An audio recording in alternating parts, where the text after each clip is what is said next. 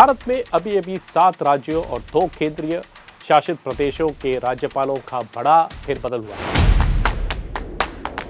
लेकिन इस फेरबदल में एक ऐसा फैसला खास तौर पर चर्चा में है। तमिलनाडु के राज्यपाल आर.एन. रवि को पश्चिम बंगाल भेजा जा रहा है। पश्चिम बंगाल की मुख्यमंत्री ममता बनर्जी ने कहा कि केंद्रीय गृह मंत्री अमित शाह ने उन्हें इस फैसले की सिर्फ सूचना दी, उनसे कोई सलाह नहीं ली। उन्होंने कहा कि ऐसे फैसले संविधान की भावना और संघीय ढांचे को कमजोर करते हैं। लेकिन दिलचस्प बात यह है कि लगभग यही सवाल 20 साल पहले एक और मुख्यमंत्री ने पूछा था। चलिए देखते हैं।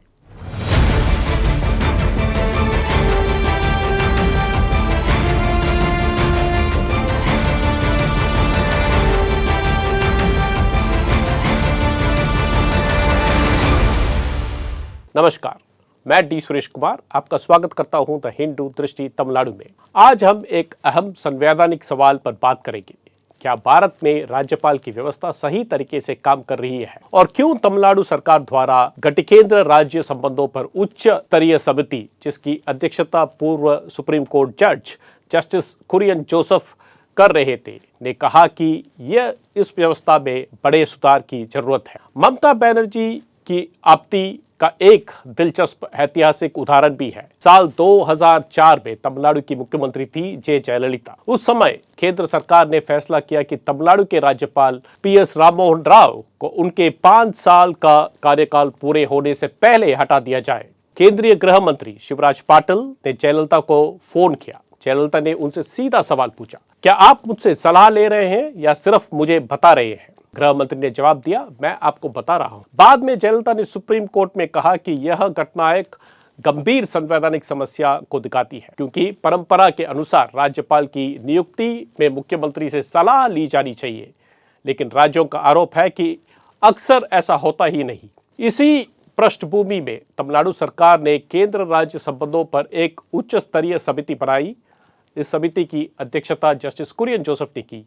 पिछले महीने इस समिति ने अपनी रिपोर्ट का पहला भाग सरकार को सौंपा और इस रिपोर्ट में 5वें अध्याय में राज्यपाल के पद पर विस्तार से चर्चा की गई। रिपोर्ट का कहना है कि संविधान के अनुसार राज्यपाल को एक तटस्थ संवैधानिक प्रमुख होना चाहिए, लेकिन समय के साथ यह पद कई बार केंद्र सरकार की राजनीतिक औजार बन गया। संविधान सभा में डॉक्टर अंबेडकर ने साफ कहा था कि राज्यपाल की भूमिका इतनी सीमित और औपचारिक होगी कि शायद बहुत कम लोग इस पद के लिए उत्साहित होंगे। भारत ने वेस्टमिंस्टर मॉडल अपनाया है। इस मॉडल में राज्यपाल औपचारिक प्रमुख होते हैं, वास्तविक कार्यकारी शक्ति चुनी हुई मंत्री परिषद के पास होती है। सुप्रीम कोर्ट ने भी 1974 में शमशेर सिंह फैसले में यही सिद्धांत दोहराया।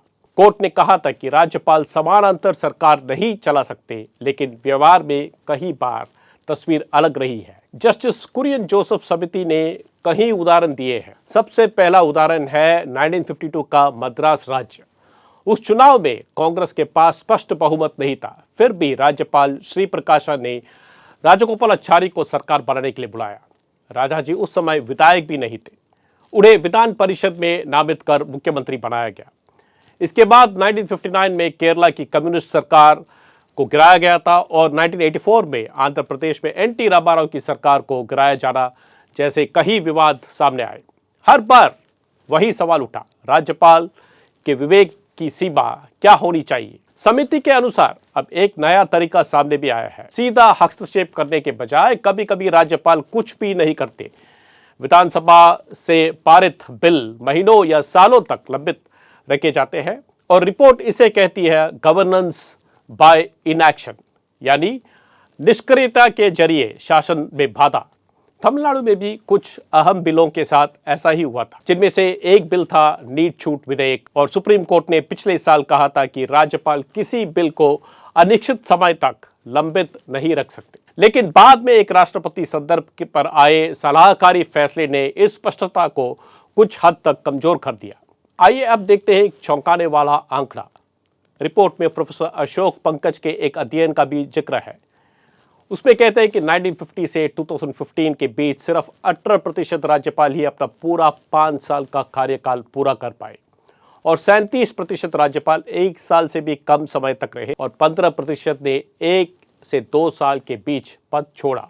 आधे से ज्यादा राज्यपाल 2 साल भी पूरे नहीं कर पाए थे और अक्सर ऐसा तब हुआ जब केंद्र में सरकार बदल गई। कुरियन जोसेफ समिति ने कुछ महत्वपूर्ण सुझाव दिए हैं। पहले, राज्यपाल की नियुक्ति में राज्यों की भूमिका हो।